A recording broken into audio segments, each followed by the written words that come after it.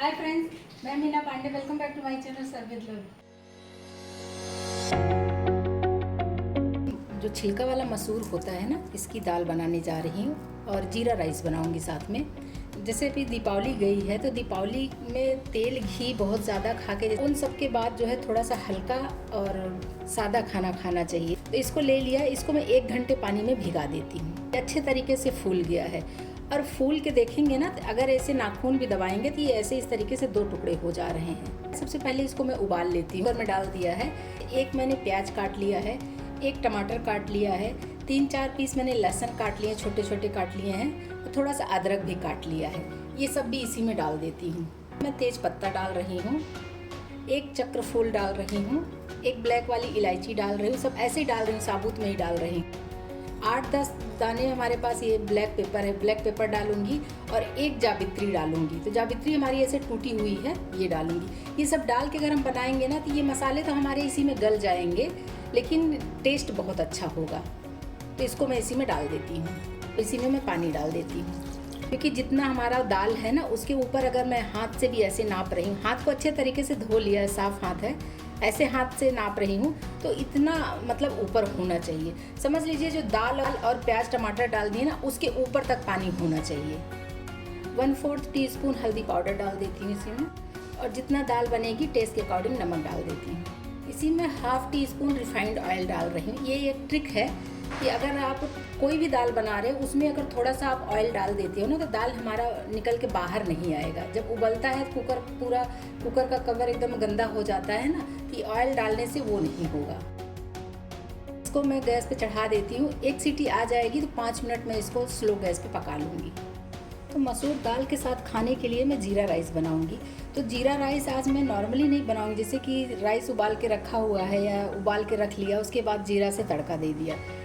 तो मैं नए तरीके से बनाऊंगी, तो आप वीडियो में बने रहिए, देखिए कैसे बनता है। तो मैंने 1 कप ये चावल लेके 10 मिनट पहले भिगा दिया। चावल आप कोई भी ले सकते हो।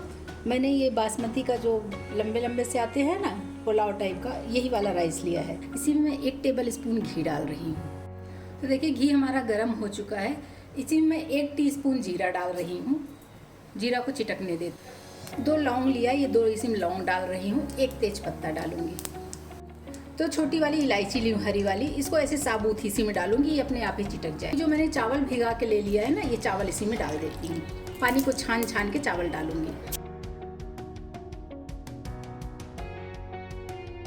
ये अच्छा तरीके से पानी इसका सूख गया है और ये नीचे से लगना शुरू हो गया है। तो अभी इसी स्टेज पे मैं इसमें पानी डालूंगी। 1 कप मैंने चावल लिया है, तो इसमें मैं 1.5 कप पानी डाल रही हूँ। 1.5 कप पानी डाल के इसको मैं अच्छे तरीके से चला देती हूँ, क्योंकि चावल हमारा फूला हुआ है तो बहुत ज़्यादा इसमें पानी नहीं लगेगा। नहीं तो जैसे कि अगर 1 कप चावल है तो 2 कप पानी हमें डालना चाहिए, लेकिन चावल हमारा अच्छे तरीके से भीगा हुआ है तो उसमें हमें पानी ज़्यादा ज़रूरत नहीं पड़ेगी। अभी इसी में मैं थोड़ा सा नमक डाल रही हूँ। नमक मैं बहुत थोड़ा सा डाल रही हूँ, क्योंकि जिस चीज़ के भी साथ हम खाएंगे इसको, अपना ये जीरा राइस, तो उसमें नमक तो होगा ही। जैसे कि मैं मसूर दाल बना रही हूँ तो उसमें भी नमक डला है, तो बहुत हल्का सा नमक अगर हम इसमें डाल देते हैं ना, तो हमारा जो राइस होगा एकदम खिला खिला सा राइस होगा। तो अभी ये देखिए सभी कुछ मैंने इसको मिक्स कर दिया है। अभी ऐसे कवर कर देती हूँ और इसको मीडियम गैस पे रखती हूँ, इसमें उबाल आने देती हूँ। तो आइए मैं राइस चेक कर लेती हूँ। काफ़ी सूख गया है, फिर भी अभी है, पकने भर का पानी इसमें है। मेजरमेंट जो था ना वो बिल्कुल परफेक्ट था। तो अभी गैस में बिल्कुल स्लो कर देती हूँ और एक बार इसको चला के इसको ऐसे कवर कर देती हूँ। 2 से 3 मिनट इसको स्लो गैस पे पकने देती हूँ। तो 2-3 मिनट में राइस हमारा पक के तैयार हो जाएगा। राइस पक गया था, मैंने गैस बंद कर दिया। मैं राइस आपको दिखाती हूँ। इतना खिला खिला सा राइस बना हुआ है। मेरे को कुकर में बनाया हुआ राइस पसंद नहीं आता, तो इसलिए मैंने आज सोचा क्यों ना कढ़ाई में बनाए। तो देख रहे हैं कितना खिला खिला सा राइस बन के तैयार हुआ है। ये गैस में बंद कर दी थी कुकर का, तो कुकर भी हमारा ठंडा हो चुका है। और तो मैंने दाल में तेल डाल दिया था ना, उसकी वजह से हमारा ये कुकर जो है ज़्यादा गंदा नहीं हुआ है। नहीं तो क्या होता है, दाल वगैरह जब उबलता है ना तो कुकर गंदा हो जाता है, पूरा नीचे गैस ज़मीन सब गंदी हो जाती है। और देखिए मसूर हमारा एकदम से अच्छे तरीके से पक गया है ना। भिगाने से ये खिला खिला सा होता है, तो इस तरीके से ये खिला खिला सा ही रहेगा। तो इसको एक बार मैं ऐसे चम्मच से चला देती हूँ, सर्विंग स्पून है, इसी से चला देती हूँ। तो जो टमाटर प्याज मसाले डाले हैं ना, सब गल गए हैं इसमें, तो इस तरीके से मिक्स हो जाएगा। इसी कढ़ाई में 1 टेबल स्पून घी डाल रही हूँ। घी हमारा पिघल चुका है। 1 टीस्पून इसी में जीरा डाल रही हूँ, हाफ टी स्पून सरसों दाना डाल रही हूँ। मैंने 2-3 पीस लहसुन, अदरक और हरी मिर्ची को लेके खलबट्टे में कूट लिया है। तो ये कूटने से इसका टेस्ट बहुत अच्छा आता है। इसको मैं इसमें डाल देती हूँ। एक लाल मिर्च है, जो हरी मिर्च होती है सूख जाती है ना, ये वही मिर्च मैं डाल रही हूँ। इससे टेस्ट बहुत अच्छा आएगा और ज़्यादा तीखा भी नहीं होगा। थोड़ा सा करी लीफ डाल रही हूँ।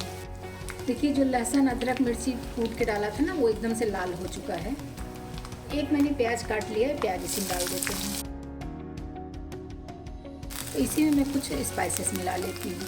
स्पाइसेस आप अपने अकॉर्डिंग मिला सकते हो। अगर आपको डालना है तो डालिए, नहीं डालना है तो बस इसी में दाल को डाल के बस फ्राई कर लीजिए। हाफ टी स्पून धनिया पाउडर डाल रही हूँ, हाफ टी स्पून काश्मीरी लाल मिर्च पाउडर, इससे दाल में बहुत अच्छा कलर आएगा। हाफ टी स्पून गरम मसाला डाल रही हूँ, हाफ टी स्पून कसूरी मेथी डाल रही हूँ। कसूरी मेथी से टेस्ट बहुत अच्छा आता है। मसाले हमारे अच्छे से फ्राई भी हो गए हैं। बस गैस को स्लो कर देती हूँ। उबाल लिया है ना, इसमें डाल। अगर आपको पानी डालना है तो मतलब आपको ज़्यादा दाल बढ़ानी है, पतला करना है, तो आप पानी इसमें डाल सकते हो। लेकिन मेरे लिए बिल्कुल परफेक्ट है, तो मैं इसमें पानी दोबारा से नहीं डालूँगी। अगर आप पानी डाल रहे हो तो पानी गर्म करके डालो, तो इसका टेस्ट ख़राब नहीं होगा। और मैं आपको दिखाती हूँ, जो ये देखने में ये खड़ी खड़ी सी लग रही है ना, ऐसे दबाएंगे तो एकदम दब जा रही है। मतलब ये भिगाने की वजह से ऐसे देखने में खड़ी खड़ी सी दिखती है, मगर एकदम पक चुकी है दाल। तो बस इसी में एक उबाल आने देती हूँ। आपके पास धनिया पत्ती है तो इसमें धनिया पत्ती डाल दीजिए। बस एक उबाल आ जाए तो खाने के लिए सर्व कर दीजिए। ये दाल बहुत ही सिंपल बनती है, लेकिन खाने में बहुत ही टेस्टी होती है। तो इस तरीके से आप लोग भी एक बार ज़रूर ट्राई करिए।